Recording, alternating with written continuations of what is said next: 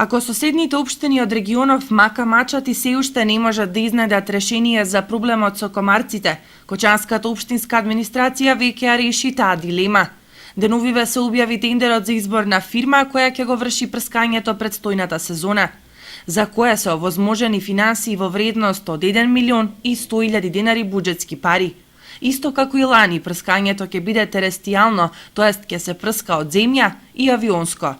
Дезинсекцијата, како и минатата година, ќе се одвива во 3 наврати, односно ќе имаме теристичко земјено третирање, авионско третирање и за разлика од претходната година, овој пат имаме и ларвицидно третирање за прв пат.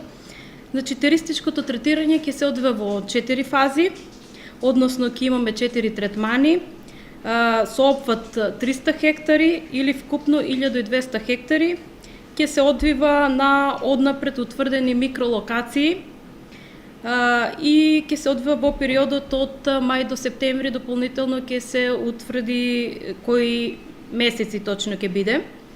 Авионското третирање ќе биде во 2 фази, односно 2 третмана, и тоа во периодот од мај до август, ќе се третираат по 1350 хектари или 2700 хектари вкупно. Значи, ќе бидат опфатени со авионскиот третман.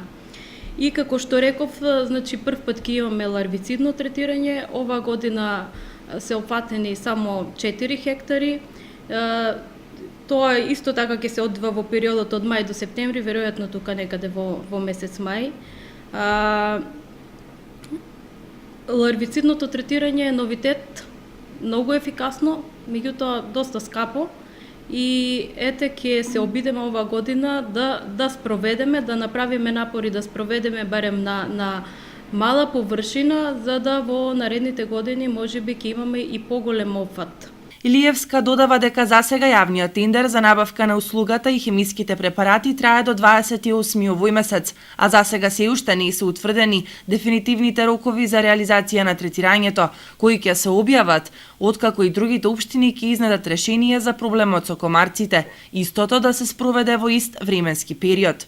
Инаку, по пауза од 5 години, дезинсекција во регионот прв пат имаше лани, и тоа по појавата на нилската треска, која се пренесува токму